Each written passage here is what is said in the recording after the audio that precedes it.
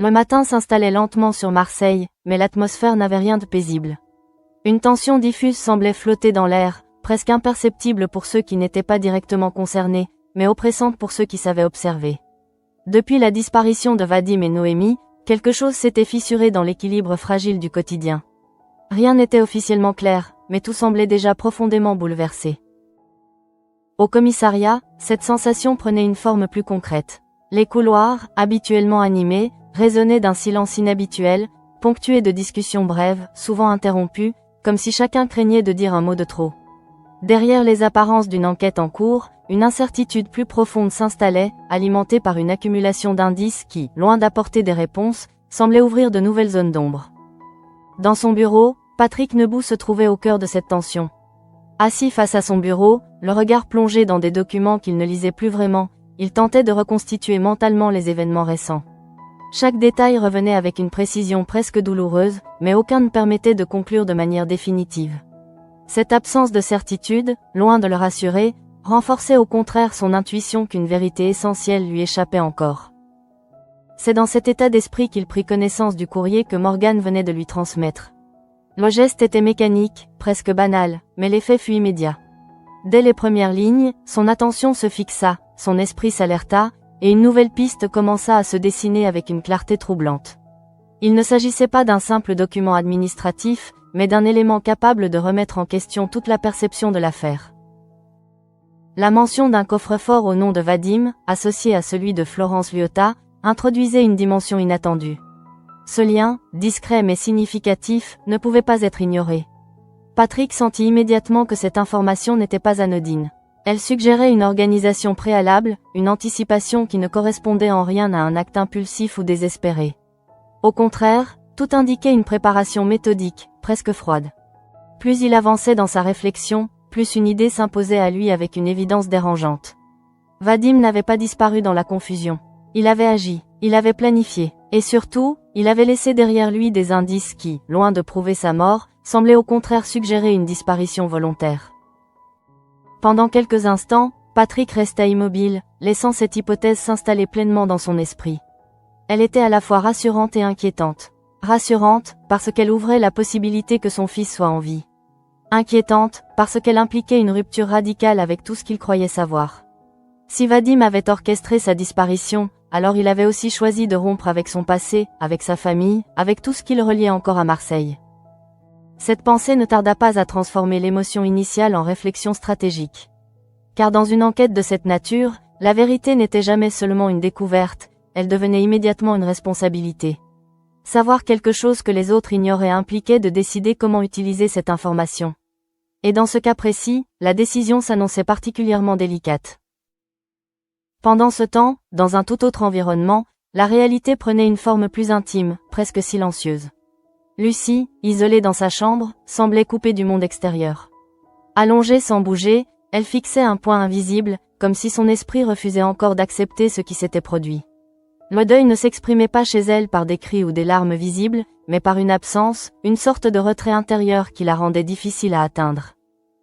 Léa, en découvrant l'attrape-rêve dissimulé sous l'oreiller, comprit immédiatement que ce silence n'était pas vide. L'objet, discret mais chargé de sens, révélait un attachement profond, une relation qui dépassait les apparences. Noémie n'était pas seulement une présence dans la vie de Lucie, elle en faisait partie intégrante. Sa disparition ne pouvait donc pas être simplement acceptée comme un fait, elle devait être ressentie, comprise, intégrée. Consciente de cette réalité, Léa choisit une approche mesurée. Plutôt que de brusquer Lucie, elle chercha à lui offrir un espace dans lequel elle pourrait progressivement exprimer ce qu'elle ressentait. Elle ne cherchait pas à apporter des réponses immédiates, mais à accompagner un processus, à permettre à la douleur de trouver une forme, même fragile. Dans ce contexte, chaque mot devait être pesé, chaque silence respecté. Au commissariat, la situation évoluait dans une direction plus conflictuelle. L'annonce du dessaisissement de l'enquête provoqua une réaction immédiate chez Bauer. Pour lui, cette décision ne représentait pas seulement un changement de procédure, mais une remise en cause de son engagement. Depuis le début de l'affaire, il s'était investi sans réserve, et voir le dossier lui échapper à ce moment précis créait un sentiment d'injustice difficile à contenir. Cette frustration s'exprimait moins par des mots que par une tension visible, une rigidité dans son attitude, une colère contenue qui ne demandait qu'à exploser. Derrière cette réaction se cachait une conviction profonde, celle que l'enquête n'était pas terminée, que des éléments essentiels restaient à découvrir, et que cette interruption risquait de compromettre l'accès à la vérité. Dans le même temps, Patrick poursuivait ses propres démarches, loin du regard de ses collègues. Sa rencontre avec la directrice de la banque confirma définitivement ses soupçons. Les faits étaient clairs, précis, et ne laissaient place à aucune interprétation. Vadim s'était présenté en personne, seul, et avait vidé le contenu du coffre quelques jours auparavant. Cette action, réfléchie et exécutée sans précipitation apparente, confirmait l'existence d'un plan structuré. Cette confirmation eut sur Patrick un effet immédiat. L'incertitude laissait place à une certitude plus dérangeante encore. Vadim était vivant, mais cette vérité, loin de simplifier la situation, la compliquait considérablement. Elle soulevait de nouvelles questions, introduisait de nouvelles hypothèses, et surtout, elle imposait un choix. Car à cet instant précis, Patrick comprit que révéler cette information ne ferait qu'accélérer les événements, sans nécessairement permettre de mieux les comprendre. Au contraire, garder le silence pouvait lui offrir un avantage décisif, celui d'observer, d'analyser, de remonter la logique de son fils sans interférence extérieure. Ce choix ne relevait pas d'un simple réflexe de protection. Il s'agissait d'une décision consciente, assumée, qui impliquait de tromper ses collègues, de manipuler l'information, et de porter seul le poids de cette vérité. En décidant de ne rien dire à Idriss, à Bauer ou à Stanislas, Patrick franchissait une ligne invisible, mais bien réelle. Pendant ce temps, à l'écart de ces enjeux, un autre groupe avançait vers une expérience qui, en apparence, n'avait rien à voir avec l'enquête en cours. La randonnée organisée par Barbara, Jennifer, Yolande et Laura représentait une tentative de déconnexion, un moyen de s'éloigner temporairement des tensions de la ville. Cependant, cette parenthèse ne tarda pas à se charger d'une atmosphère plus ambiguë. L'incident avec le chasseur, d'abord anodin, révéla rapidement une agressivité latente, une hostilité inattendue qui rompit l'illusion de tranquillité. Même si la situation fut rapidement désamorcée, elle laissa derrière elle une impression persistante, comme un avertissement diffus. La forêt, loin d'être un simple décor, semblait dissimuler une présence, une vigilance silencieuse. Cette impression se confirma de manière plus subtile encore lorsque, après avoir installé leur campement, les randonneuses furent observées à distance. Rien de visible, rien de concret, mais une sensation réelle d'être surveillées. Ce regard invisible, impossible à localiser, introduisait une tension nouvelle, un danger latent qui restait encore à définir.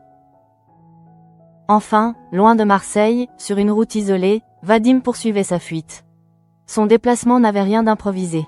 Chaque étape semblait s'inscrire dans une trajectoire précise, orientée vers un objectif clair. Lorsqu'il retrouva Noémie, la communication entre eux ne nécessita que peu de mots. Tout avait déjà été décidé, anticipé, accepté. La confirmation officielle de leur décès représentait l'aboutissement de leur plan. En devenant, administrativement, des personnes disparues, ils s'étaient libérés des contraintes légales, des recherches, des soupçons immédiats. Cette disparition volontaire leur offrait une forme de renaissance, une possibilité de repartir ailleurs, sous une autre identité. La Croatie n'était pas seulement une destination géographique. Elle symbolisait un nouveau départ, une rupture définitive avec leur ancienne vie. Pourtant, derrière cette réussite apparente, une question demeurait, silencieuse mais essentielle. En choisissant de disparaître ainsi, Vadim et Noémie avaient peut-être gagné du temps, mais ils n'avaient pas nécessairement échappé aux conséquences de leurs actes. Et pendant que leur fuite se poursuivait, à Marseille, Patrick gardait pour lui une vérité capable de tout faire basculer, conscient que ce secret, à lui seul, pouvait devenir l'élément le plus dangereux de toute l'affaire. Dans le même temps, la décision prise par Patrick commençait déjà à produire ses premiers effets, même si personne autour de lui n'en avait encore conscience. En apparence, rien n'avait changé. Il continuait d'agir comme un commandant impliqué, suivant les procédures, échangeant avec ses collègues, validant les étapes de l'enquête. Pourtant, derrière cette façade maîtrisée, une mécanique bien plus complexe s'était mise en place, reposant entièrement sur une vérité qu'il était désormais le seul à détenir. Ce décalage entre ce qu'il savait et ce que les autres croyaient installait une tension intérieure constante. Chaque question posée par Idriss, chaque remarque de Bauer, chaque hypothèse formulée par Stanislas devenait une épreuve silencieuse. Il devait répondre sans trahir, orienter sans révéler, accompagner sans dévoiler. Ce jeu d'équilibriste, qu'il maîtrisait en apparence, exigeait une concentration permanente.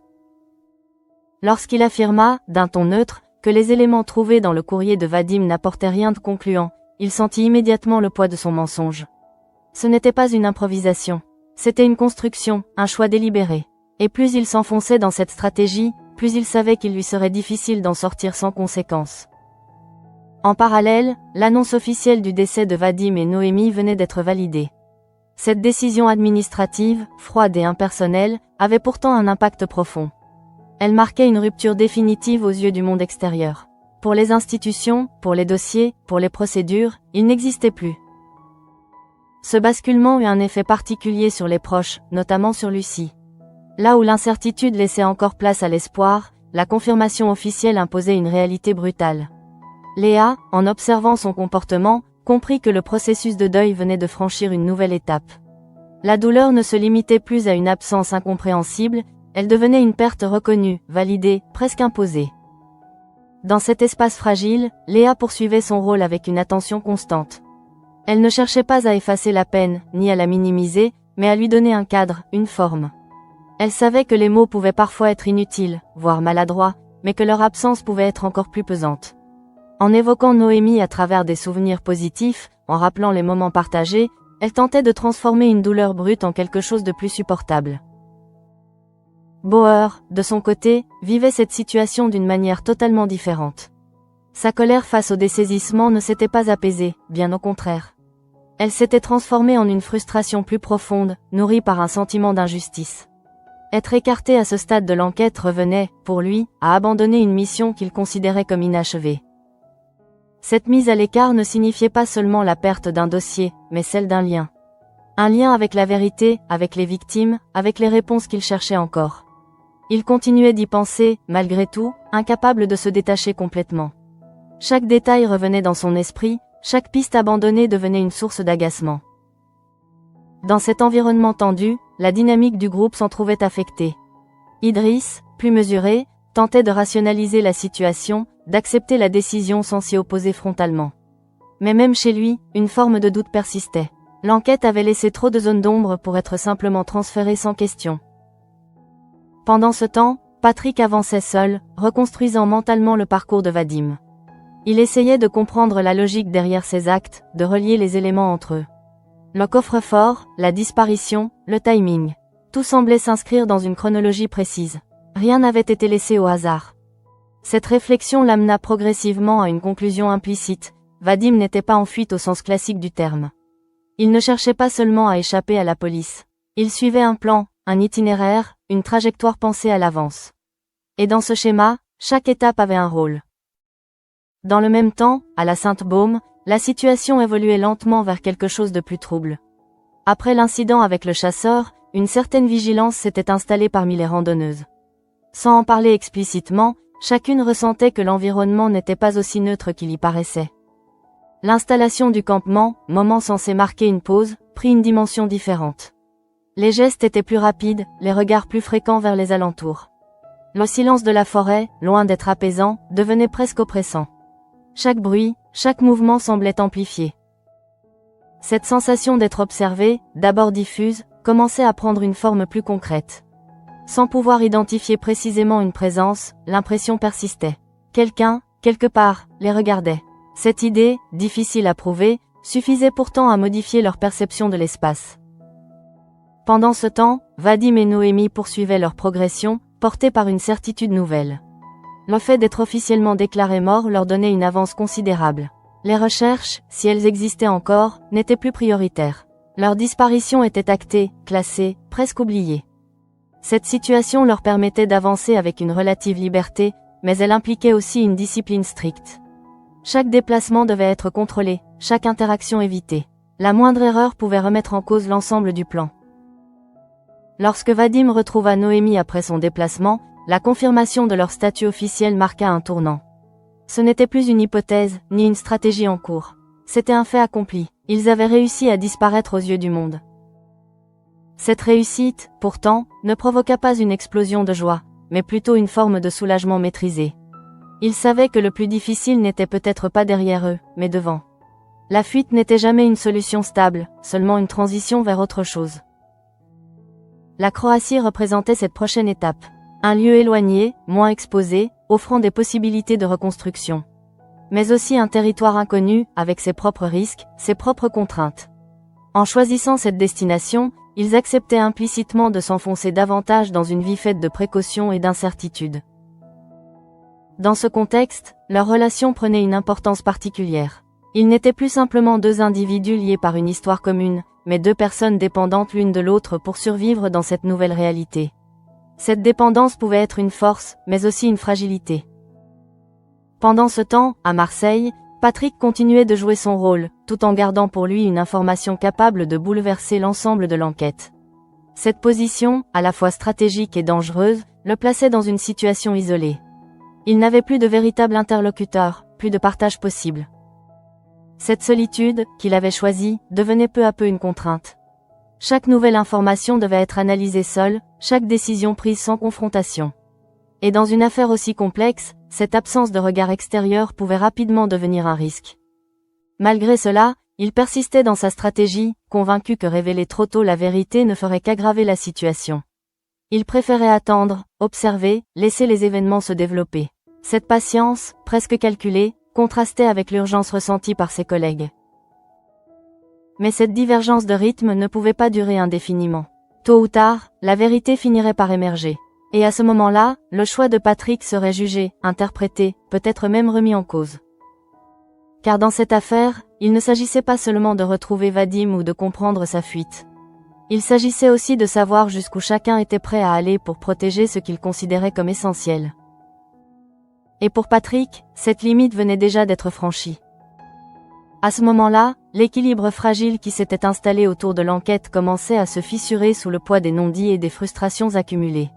Si, en surface, chacun poursuivait son rôle avec une certaine discipline, les tensions internes devenaient de plus en plus visibles, notamment chez ceux qui avaient été écartés sans véritable explication.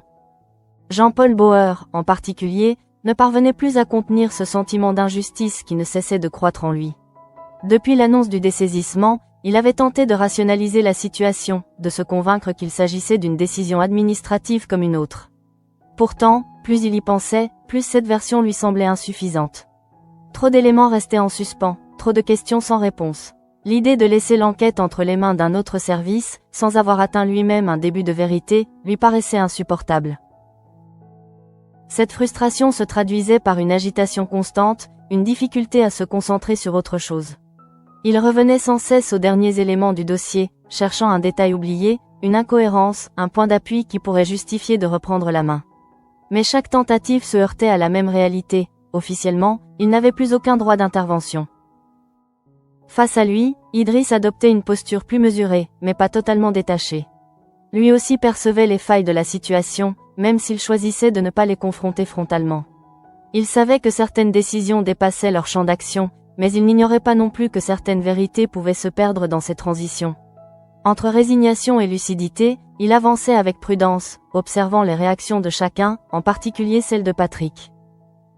Car quelque chose, chez Patrick, avait changé. Ce n'était pas une transformation visible, ni un comportement radicalement différent. C'était plus subtil, presque imperceptible, mais suffisamment présent pour éveiller un doute. Une retenue dans certaines réponses, une manière d'éluder certaines questions, un calme inhabituel face à des éléments qui, normalement, auraient suscité davantage de réactions. Idriss ne pouvait pas encore identifier précisément l'origine de ce changement, mais il en percevait les contours. Dans le même temps, Patrick poursuivait sa réflexion avec une rigueur presque méthodique. Loin de se laisser submerger par l'émotion, il s'efforçait de reconstruire la logique de Vadim, de comprendre non seulement ce qu'il avait fait, mais pourquoi il l'avait fait. Cette distinction lui semblait essentielle. Car derrière chaque acte, il y avait une intention, et c'est cette intention qui pouvait révéler la véritable direction de sa fuite. Le coffre vidé, la disparition organisée, le timing précis. Tout indiquait une préparation réfléchie. Mais une question persistait. Pourquoi Florence Liotta? Ce lien, encore flou, représentait peut-être une clé. Une connexion ancienne, une complicité cachée, ou simplement un moyen de brouiller les pistes. Quelle que soit la réponse, Patrick savait qu'il devait approfondir cet aspect s'il voulait progresser. Cette quête de compréhension renforçait son isolement.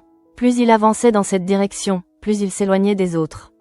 Le mensonge qu'il avait instauré devenait une barrière, un filtre à travers lequel il devait désormais gérer toutes ses interactions. Il ne pouvait plus partager ses intuitions, ni confronter ses hypothèses. Chaque avancée se faisait dans le silence, chaque découverte restait confinée dans son esprit. Pendant ce temps, la situation de Lucie évoluait lentement, mais de manière significative. Le travail engagé par Léa commençait à produire des effets, discrets mais réels. La jeune fille, jusque-là enfermée dans une forme de mutisme, laissait apparaître de légères variations dans son comportement. Un regard plus présent, une attention plus soutenue, des réactions moins figées. Ce changement ne signifiait pas une disparition de la douleur, mais une transformation. Le deuil, plutôt que de rester une masse opaque, commençait à se structurer, à prendre une forme plus identifiable. Léa accompagnait ce processus avec une grande prudence, consciente que chaque étape pouvait être fragile. Elle s'appuyait sur des souvenirs, des éléments concrets, permettant à Lucie de maintenir un lien avec Noémie sans rester enfermée dans la perte. Cette approche, progressive et respectueuse, contrastait fortement avec la brutalité de la décision administrative qui avait officialisé la mort de Noémie. Là où les institutions imposaient une conclusion, Léa cherchait à laisser du temps, à permettre une assimilation plus naturelle. Dans un registre totalement différent, la situation à la Sainte-Baume continuait d'évoluer vers quelque chose de plus inquiétant. L'impression d'être observée ne s'était pas dissipée, bien au contraire. Elle s'était installée de manière plus persistante, influençant le comportement des randonneuses, même lorsqu'elles tentaient de ne pas y prêter attention. La tombée de la nuit accentua encore cette sensation. L'obscurité, en réduisant les repères visuels, amplifiait les perceptions auditives. Le moindre bruit devenait suspect, le moindre mouvement attirait l'attention. Dans cet environnement, la frontière entre imagination et réalité devenait plus floue.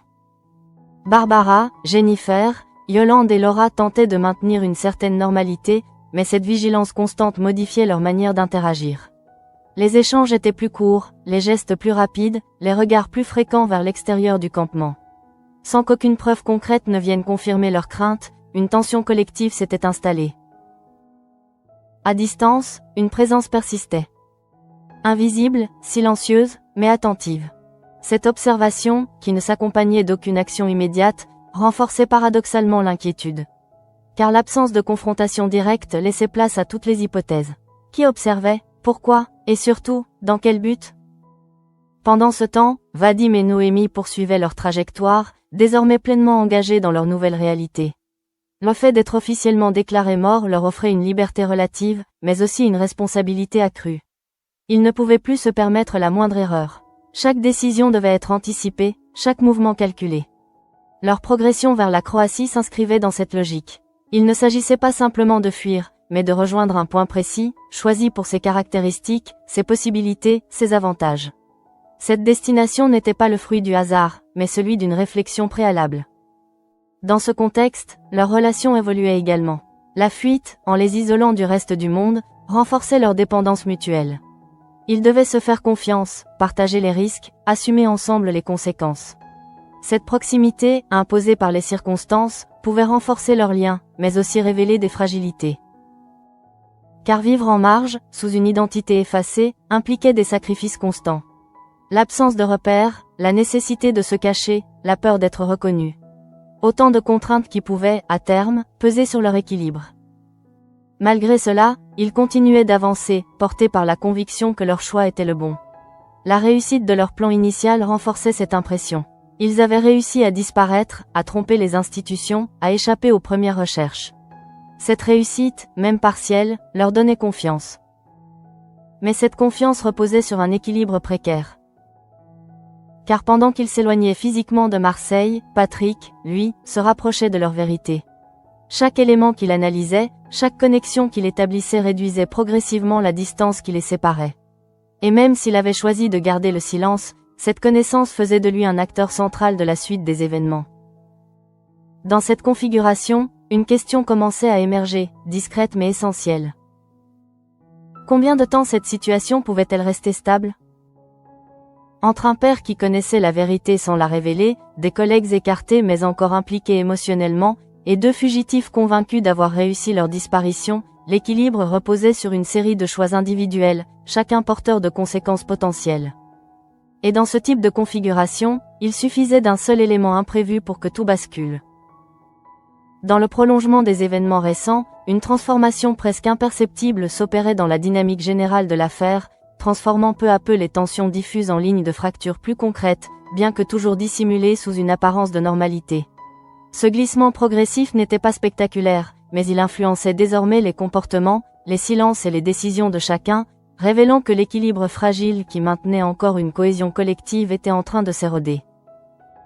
Au commissariat, Patrick continuait d'incarner cette stabilité apparente, s'inscrivant dans une routine professionnelle parfaitement maîtrisée, participant aux échanges avec une précision calculée et validant les informations avec une neutralité qui semblait irréprochable. Pourtant, derrière cette façade rigoureuse, une mécanique plus complexe s'était installée, fondée sur une vérité qu'il était seul à posséder et qu'il s'efforçait de contenir à tout prix.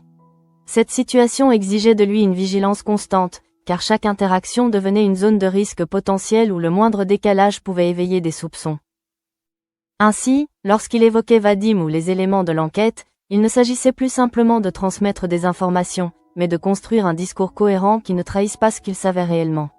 Cette maîtrise du langage et des réactions, bien qu'efficace, impliquait un contrôle permanent de ses émotions, notamment face à des collègues qui, sans le savoir, cherchaient encore à comprendre ce qu'il avait déjà commencé à reconstituer. Dans ce contexte, Idriss développait une forme d'attention plus fine, moins instinctive que progressive, comme si une part de lui percevait une anomalie sans pouvoir encore en définir les contours. Il ne s'agissait pas d'une suspicion explicite, mais d'une accumulation de détails qui, mis bout à bout, formaient une impression persistante.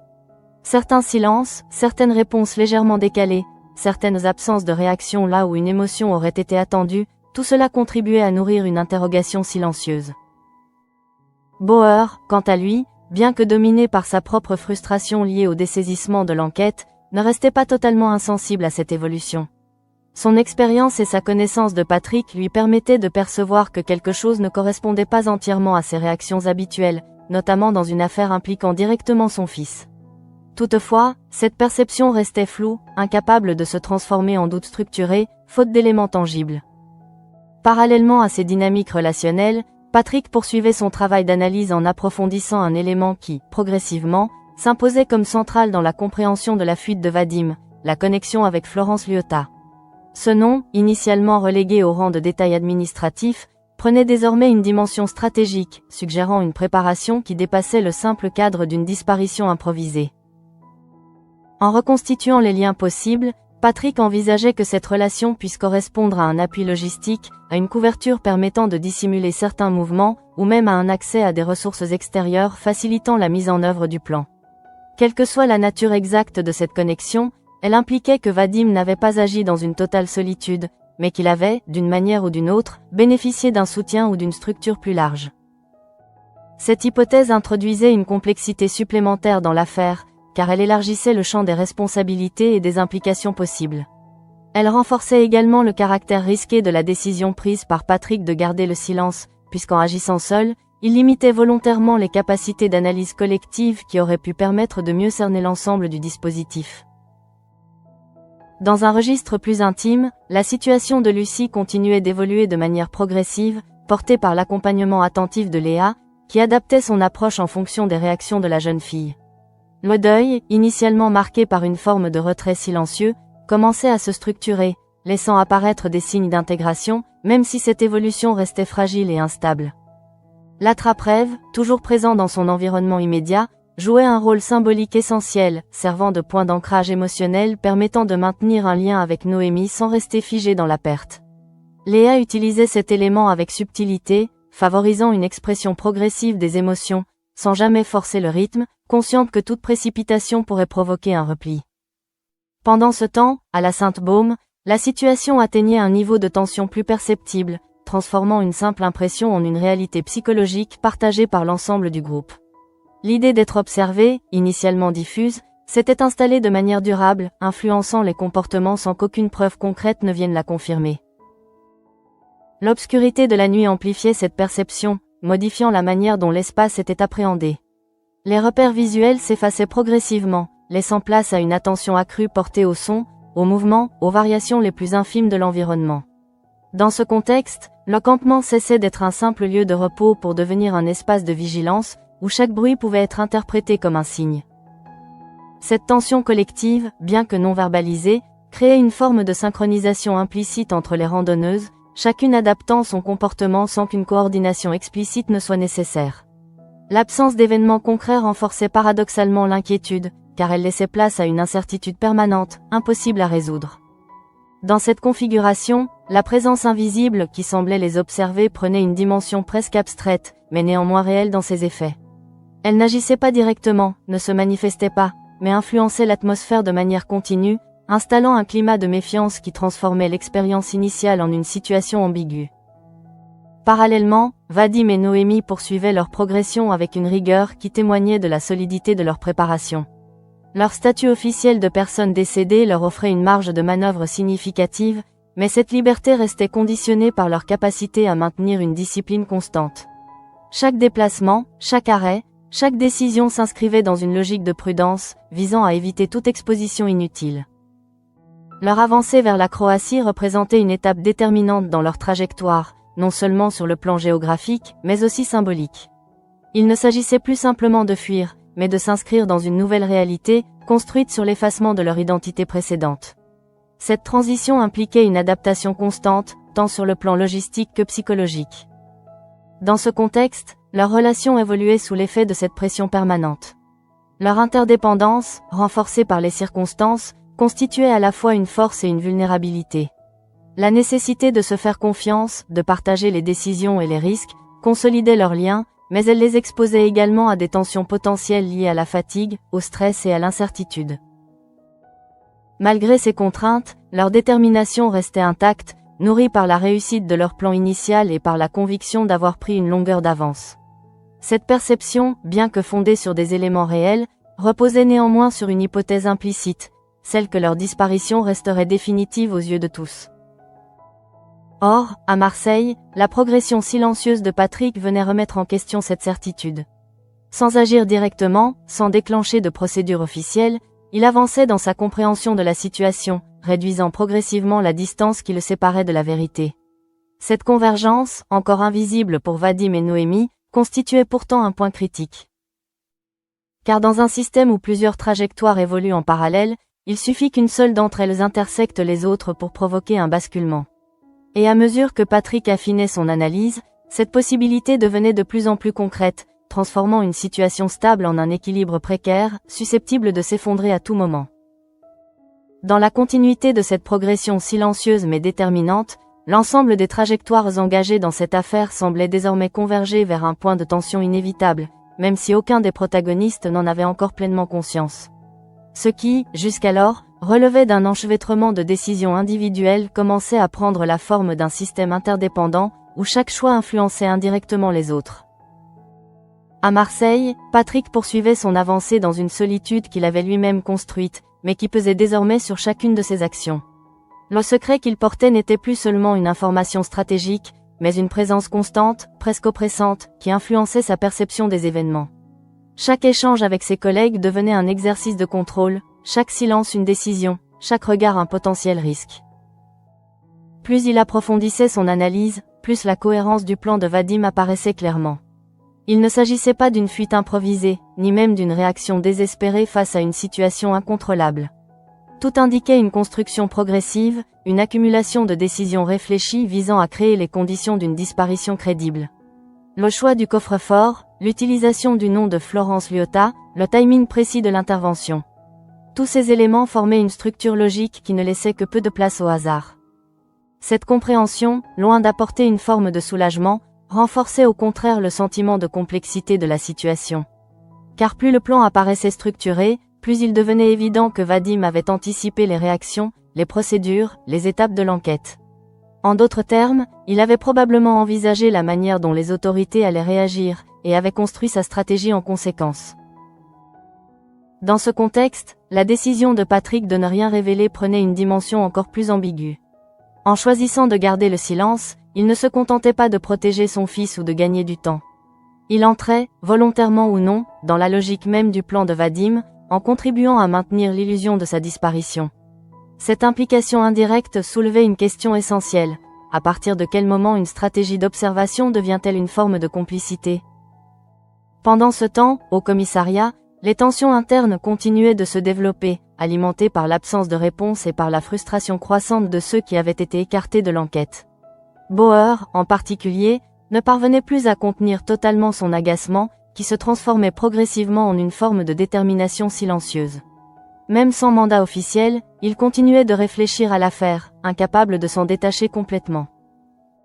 Cette implication persistante, bien que non officielle, représentait un facteur d'instabilité supplémentaire. Car en poursuivant ses propres réflexions, Bauer pouvait, à tout moment, recouper des éléments, établir des connexions, et potentiellement s'approcher de la même vérité que Patrick, mais par un chemin différent. Idriss, quant à lui, maintenait une posture plus équilibrée, oscillant entre acceptation des décisions hiérarchiques et attention accrue aux détails. Il continuait d'observer, de noter, de comparer, sans chercher à forcer les choses, mais sans renoncer non plus à comprendre. Cette position intermédiaire lui permettait de conserver une certaine lucidité, tout en évitant de s'exposer inutilement. Dans un registre plus intime, l'évolution de Lucie confirmait que le processus engagé par Léa produisait des effets durables, même si ceux-ci restaient fragiles. La jeune fille, progressivement, semblait retrouver une forme de présence au monde, sans pour autant renier la douleur liée à la perte de Noémie.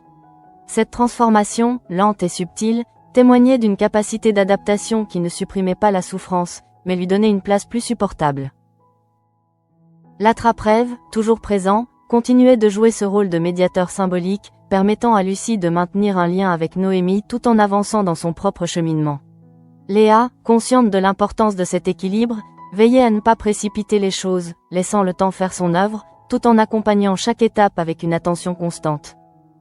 À la Sainte-Baume, la situation restait marquée par cette tension diffuse qui s'était installée progressivement, sans jamais se matérialiser pleinement. L'impression d'être observé persistait, influençant les comportements sans donner lieu à une confrontation directe. Cette absence de manifestation concrète rendait la situation d'autant plus troublante, car elle empêchait toute résolution claire. Le groupe, bien que toujours uni, évoluait désormais dans une forme de vigilance permanente, où chaque geste était mesuré, chaque décision implicitement influencée par cette sensation d'insécurité. La forêt, initialement perçue comme un espace de liberté, s'était transformée en un environnement ambigu, à la fois silencieux et chargé d'une présence invisible. Cette situation, bien que secondaire par rapport à l'enquête principale, introduisait un élément supplémentaire d'incertitude, comme si plusieurs niveaux de tension coexistaient, chacun évoluant selon sa propre logique, mais tout susceptible d'interagir à un moment donné. Pendant ce temps, Vadim et Noémie poursuivaient leur progression vers la Croatie, portés par une dynamique qui semblait, pour l'instant, en leur faveur. Leur statut officiel de personne décédée leur offrait un avantage indéniable, leur permettant d'évoluer en marge des recherches, dans un espace où leur existence même n'était plus reconnue. Cependant, cette situation impliquait également une forme de rupture totale avec leur passé. Ils ne pouvaient plus revenir en arrière, ni même envisager une alternative sans remettre en cause l'ensemble de leur stratégie. Cette irréversibilité donnait à leur fuite une dimension presque définitive, transformant chaque étape en un engagement supplémentaire. Leur relation, dans ce contexte, continuait d'évoluer sous l'effet de cette pression constante. La nécessité de rester discret, de limiter les interactions, de contrôler chaque détail renforçait leur interdépendance, tout en exposant leur équilibre à des tensions potentielles. La fatigue, le stress, l'incertitude pouvaient, à tout moment, fragiliser cette dynamique. Malgré cela, ils avançaient, convaincus que leur plan avait fonctionné, que leur disparition était effective, et que leur avenir pouvait désormais s'écrire ailleurs. Cette conviction, bien que compréhensible, reposait néanmoins sur une perception partielle de la réalité. Car à Marseille, Patrick continuait de progresser, réduisant progressivement l'écart entre leur fuite et la compréhension de celle-ci. Cette avancée, discrète mais constante, constituait un facteur déterminant, capable de remettre en cause l'ensemble de l'équilibre établi.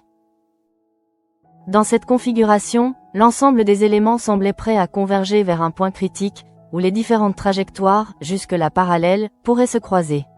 Ce moment, encore indéfini, dépendait de multiples variables, une erreur, une intuition confirmée, une information révélée, ou simplement une coïncidence. Mais une chose devenait de plus en plus évidente, la situation ne pouvait pas rester figée. Entre un père qui détenait une vérité qu'il refusait de partager, des collègues qui continuaient de chercher malgré les obstacles, et deux fugitifs convaincus d'avoir disparu aux yeux du monde, l'équilibre reposait sur une illusion fragile. Et dans ce type d'histoire, les illusions ne durent jamais éternellement.